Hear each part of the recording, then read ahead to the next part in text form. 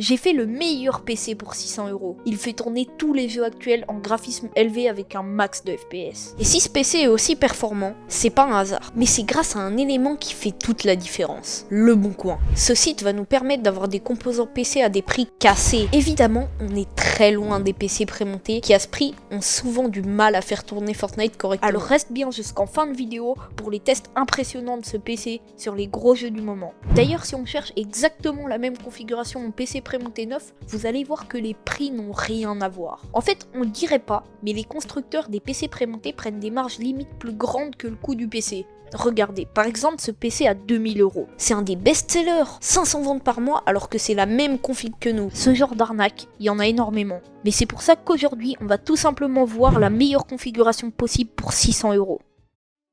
On commence avec l'un des éléments clés du PC, le processeur. Et là, j'ai clairement trouvé le meilleur processeur rapport qualité-prix du moment, le Ryzen 7 5800X. C'est un processeur qui reste très performant face à des modèles bien plus récents, tout en étant beaucoup moins cher. Ce processeur de fou ira très bien avec la carte graphique qu'on verra très bientôt. En négociant correctement, on peut le trouver aux alentours de 100€, voire même 80. Personnellement, je le trouve souvent à 90€. Et oui, il est dans plein de configs, mais j'ai pas le choix de le prendre, c'est le meilleur processeur dans ces tranches de prix. En plus, il est extrêmement polyvalent. Il sera parfait pour du gaming mais aussi du multimédia, c'est-à-dire le montage vidéo, le streaming, etc. Donc vraiment, contactez un max d'annonces. Par exemple 50.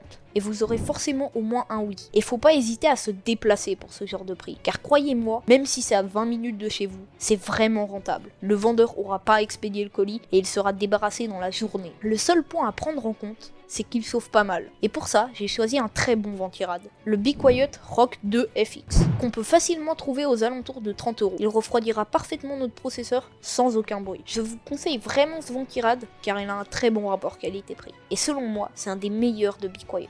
Mais bon, notre processeur, il faut bien le mettre quelque part. Je parle évidemment de la carte mère. On va donc partir sur un modèle vraiment pas mal, la B550 Aorus Elite V2 qui pourra facilement se trouver à 50€ avec quelques négociations. Regardez, par exemple cette carte mère coûte 140€ neuve et on peut facilement la retrouver 70€ sur le bon coin. Et encore, sans même négocier. Selon moi, cette carte mère a un des meilleurs rapports qualité-prix. On arrive maintenant à une partie très intéressante, mais aussi l'une des plus coûteuses, la RAM. Et depuis quelques mois, les prix ont littéralement explosé à cause de l'IA, alors que c'est un composant essentiel. Malgré ça, on part quand même sur 16Go de RAM en 3200 MHz de la marque Corsair, ce qui est largement suffisant pour le gaming et n'importe quelle autre tâche. Par exemple, cette annonce, 50€ pour 16Go, ce qui vous permettra de jouer dans de très bonnes conditions. Vous pourrez en trouver pour 40€ en négociant un peu. Et je vous conseille vraiment de prendre de la RAM Corsair. Corsair, c'est une valeur sûre. C'est LA marque de RAM. Et ne prenez surtout pas des vieilles barrettes vertes, même si c'est 20€ moins cher, ça sert à rien. Bref, avec 2 x 8Go, vous êtes sûr de pouvoir avoir des bonnes performances en jeu. Bon, passons au stockage. C'est un peu le même constat. Les prix ont pas mal augmenté ces derniers temps. Mais j'ai quand même réussi à trouver un SSD NVMe de 512Go de chez PNI. Neuf, c'est 50€. Car oui, je ne vous conseille pas de prendre du stockage d'occasion. Parce que les SSD, ça peut s'user et devenir beaucoup moins efficace avec le temps. Le rapport qualité-prix est extrêmement bon, surtout comparé au SSD 512Go à 200€ de chez Samsung.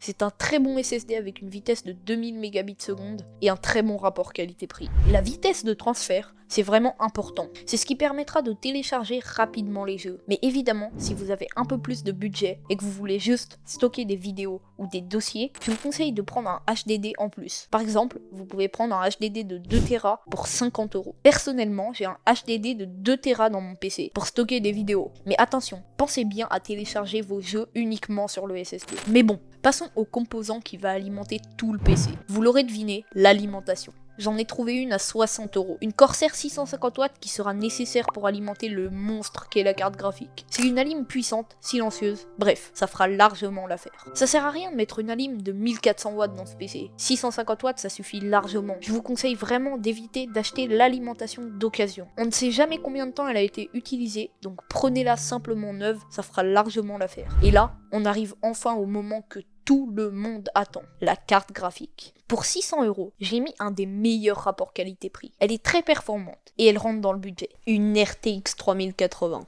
Avec ce monstre de puissance, vous pourrez faire tourner n'importe quel jeu en 1440p, voire en 4K. Cette carte graphique est meilleure que certaines cartes bien plus récentes et elle vous reviendra beaucoup moins cher en occasion. Je vous conseille de prendre un écran 1440p parce que ce monstre est clairement trop puissant pour jouer en 1080p. Et si vous en avez l'occasion, prenez un écran 4K. À sa sortie, la carte valait 1160 € neuf. Cette carte, si vous arrivez bien à la négocier, vous pourrez facilement l'avoir pour 250 €. Oui, 250 €. Et je le sais bien car j'ai déjà acheté plein de 3080 à 250 € sur le bon coin. Sinon, si vous avez moins de budget, vous pourrez aussi opter pour une RTX 4060 Ti qui est une super carte avec des performances un peu moins incroyables que vous trouverez aussi entre 150 et 200 € avec un peu de négociation. Et c'est une des cartes les plus performantes pour ce prix. Bon, on veut quand même un minimum de style dans ce PC. Pour ça, on va partir sur l'un des boîtiers avec le meilleur rapport qualité-prix, le MSI Forge 100R. L'avantage, c'est qu'il est vraiment qualitatif pour le prix. Ou alors tu peux opter pour un boîtier aquarium qui sera aussi très beau. Il est vraiment propre visuellement et tu peux le trouver autour de 40 € avec de bonnes recherches. Évidemment, tu peux tout à fait prendre le boîtier de ton choix, mais fais attention à prendre un boîtier assez grand en format ATX, car la carte graphique est plutôt grande. Évidemment, vous pourrez upgrade votre PC dans le futur, car on a une assez bonne carte mère et qu'il est plutôt future-proof. Par exemple, vous pourrez changer de carte graphique sans problème, même si, en 2026, la RTX 3080 reste largement suffisante pour du gaming. Évidemment, je vois venir tous ceux qui disent que les prix que j'évoque dans la vidéo sont introuvables sur le bon coin. Mais pour avoir des prix aussi bas, il faut évidemment négocier. Et la majorité des gens n'osent pas proposer ces prix. Et je vois venir aussi ceux qui disent que le bon coin est rempli d'arnaques. Non, depuis longtemps, la majorité des arnaques ont disparu grâce au paiement sécurisé. Et si en plus vous pouvez vous déplacer, il pourra rien vous arriver. N'hésitez pas à liker et abonnez-vous pour que je vous lâche une vidéo où j'explique comment négocier parfaitement sur le bon coin. Bon, maintenant, on va voir les performances sur ces jeux. En tout premier, on va tester Fortnite. Et là, on a environ 170 FPS de moyenne, avec les graphismes au max. Donc comme vous pouvez le voir, le jeu tourne très bien en 1440p Ultra, sans aucun problème, grâce à la RTX 3080. Maintenant, on va passer sur des jeux plus gourmands, comme Cyberpunk 2077, et vous allez voir, le PC reste très performant. Là, environ 70 FPS de moyenne, avec toujours les graphismes au max. Le jeu est magnifique grâce au ray tracing, et ça tourne très bien, aucun freeze. Ensuite, on passe à Red Dead Redemption 2. Évidemment, toujours les graphismes au max. Cette fois, 95 FPS de moyenne, même dans les endroits les plus détaillés. Et finalement, un des jeux les plus gourmands, Flight Simulator 2020. Ok, 60 FPS de moyenne, c'est très correct et vous pourrez même jouer en VR. Si vous avez des questions, n'hésitez pas, je réponds à tout le monde en commentaire. N'hésitez pas à liker cette vidéo et à vous abonner. Merci d'avoir regardé.